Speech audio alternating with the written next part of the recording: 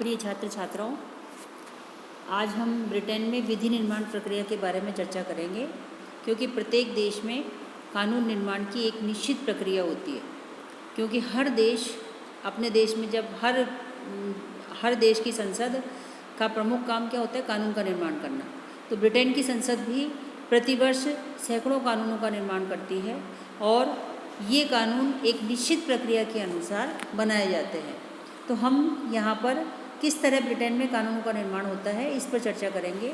सबसे पहले कानून निर्माण से पहले हम ब्रिटेन में विधेयक कितने प्रकार के होते हैं इस पर हम चर्चा करेंगे कि मोटे तौर पर यदि हम विधेयकों को माने तो विधेयक दो प्रकार के होते हैं, एक सार्वजनिक विधेयक और एक निजी विधेयक। और जो सार्वजनिक विधेयक हैं उनको भी हम दो भागों में बांट सकते हैं। ऐसे विधेयक जो कि निजी सदस्यों के विधेयक और सरकारी विधेयक। निजी सदस्यों के विधेयक वो विधेयक होते हैं जो संसद का आम जो सदस्य है वो प्रस्तुत करता है, और सरकारी विधेयक वो होते हैं जो कि प्राय मंत्रियों के द्वारा प्रस्तुत किए जाते हैं। सरकारी विधेयकों को भी हम दो भागों में बांट सकते हैं, एक वित्त विधेयक और एक साधारण विधेयक। वित्त विधेयक वो होते हैं जिनका संबंध करारोपण, सरकार के जो पैसा टका वित्तीय जितने भी संसाधन होते हैं उनके बारे में जितने विधेयक होते हैं ये वित्तीय विधेयक होते हैं, और ये वित्तीय विधेयक प्राय मंत्रियों के द्वारा ही प्रस्तुत किए जाते हैं। और सरकारी जो साधारण विधेयक हैं वो साधारण विधेयक हर विषय से संबंधित साधारण विधेयक होते हैं।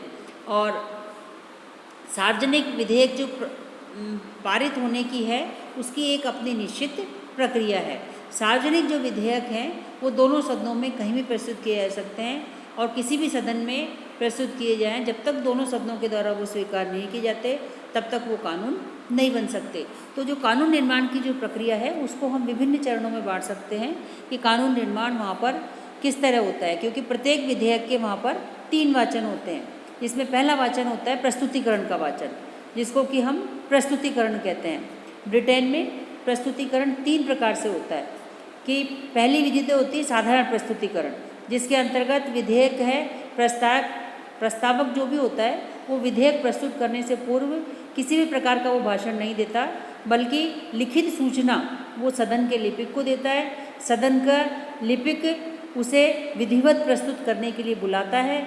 वह स्वयं या तो लिपिक उसको शीर्षक को सुनाता है या वो स्वयं खड़े होकर शीर्षक को सुनाता है, और यही प्रस्तुतिकरण हो जाता है। मतलब वहाँ पर किसी भी तरह की औपचारिकताएँ नहीं होती हैं। इसको सरकारी गजट में प्रकाशित होने के लिए भेज दिया जाता है।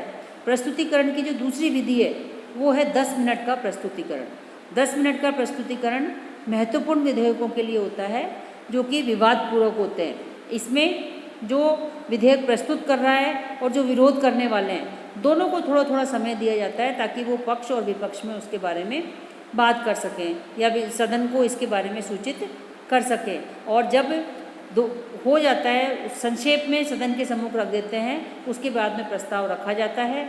यही विधेयक का प्रथम प्रस्तुतिकरण होता है।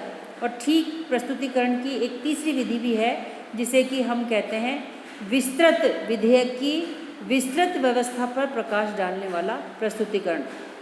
इस विधि के अंतर्गत प्रस्तावक अपने विधेयक के सिद्धांतों और लाभों को बताता है और एक लंबा भाषण देता है।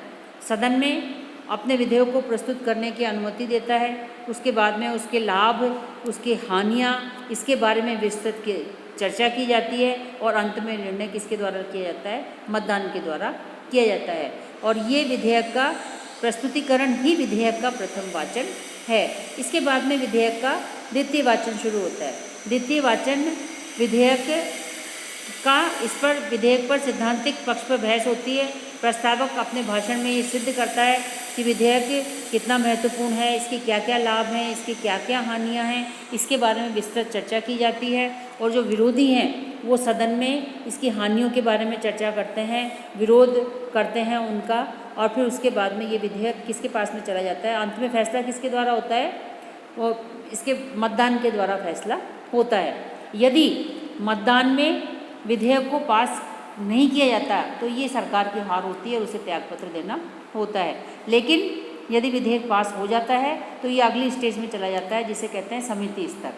क्योंकि विभिन्न प्रकार की समितियां हैं जो हर तरह के विधेयकों पर विचार करती हैं और उन विधेयकों पर विचार करके वो निर्णय लेती हैं, उनकी अच्छाइयाँ बुराइयाँ सब के बारे में चर्चा करती हैं। दूसरे वाचन के बाद में जब विधेयक समिति के पास में भेजा जाता है तो ये विधेयक बहुत ही महत्वपूर्ण विवादास्पद है, तो सदन ये आदेश दे सकता है कि प्रवर समिति के पास में भेज दिया जाए, स्थायी समिति के पास में भेज दिया जाए और फिर समितियां इस विधेयक पर पूर्ण रूप से शब्द प्रतिशब्द धारा प्रतिधारा उसके बारे में विचार करती है। यहाँ जो विधेयक पर विचार होता है वो बिल्कुल अनौपचारिक होता है। विधेयक की पूरी छानबीन की जाती है, फिर रिपोर्ट तैयार की जाती है और फिर आता है प्रतिवेदन स्तर कि समिति इस विधेयक को सदन के अपना जो प्रतिवेदन बनाती है वो सदन के सम्मुख प्रस्तुत करती है, सदन उस पर विचार करता है और इस पर गर्मागर्म बहस होती है। यदि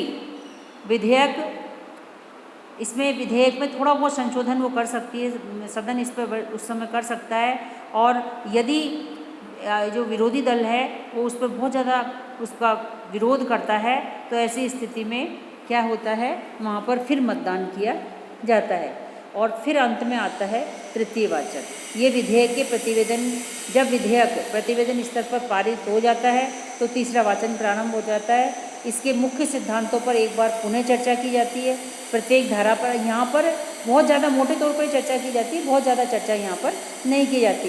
केवल शाब्दिक संशोधन जो भी कमियाँ रह गई हैं वो प्रस्तुत की जाती है, बाकी उस पर धारा प्रतिधारा लाभ हानि पर बहुत ज़्यादा विचार नहीं किया जाता। कानूनी त्रुटि कोई रह गई है तो उसको दूर कर दिया जाता है और फिर इसको सदन के द्वारा पास कर दिया जाता है। जब विधेयक एक सदन में पारित हो जाता है तो वो दूसरे सदन में जाता है, दूसरे सदन में भी वही प्रक्रिया अपनाई जाती है जो कि प्रथम सदन में अपनाई गई है। तीनों उस समय उस पर 3 वाचन वहाँ दूसरे सदन में भी होते हैं और दूसरे सदन में भी यदि विधेयक पारित हो जाता है तो ऐसी स्थिति में वो अंत में किसके पास में जाता है, सम्राट के पास में जाता है, स्वीकृति के लिए भेजा जाता है। और ये एक औपचारिक प्रक्रिया होती है, राजा को स्वीकृति, राजा उस पर हस्ताक्षर कर देता है और संसद की स्वीकृति के बाद में उस पर राजा बहुत ज़्यादा अड़चन नहीं लगाता और सम्राट के हस्ताक्षर होने के बाद में विधेयक कानून के रूप में आ जाता है। तो ये विधेयक के प्रस्तुतिकरण, प्रथम वाचन, द्वितीय वाचन और तृतीय वाचन, तीनों वाचनों के बाद में विधेयक क्या बन जाता है, एक निश्चित प्रक्रिया के बाद में कानून बन जाता है। यहाँ ये भी हमारे लिए जानना जरूरी है कि यदि किसी विधेयक पर दोनों सदन में मतभेद है तो ऐसी स्थिति में संयुक्त जो समिति बना दी जाती है या संयुक्त सम्मेलन सदन के हो जाते हैं, उस पर विचार हो जाता है और विधेयक पारित करने का प्रयास किया जाता है। और यहाँ हम देखते हैं कि लाट सभा की शक्तियाँ बहुत कम है। यदि लाट सभा विधेयक को 1 वर्ष तक ही रोक सकती है, 1 वर्ष के बाद में विधेयक स्वतः ही पारित हो जाता है। ठीक उसी तरह वित्त विधेयक को भी लाट सभा जो दूसरा सदन है वो कहाँ तक रोक सकता है, सिर्फ 1 माह तक रोक सकता है। तो दोनों सदनों की स्वीकृति के बाद में क्या है, विधेयक कानून बन जाता है। धन्यवाद।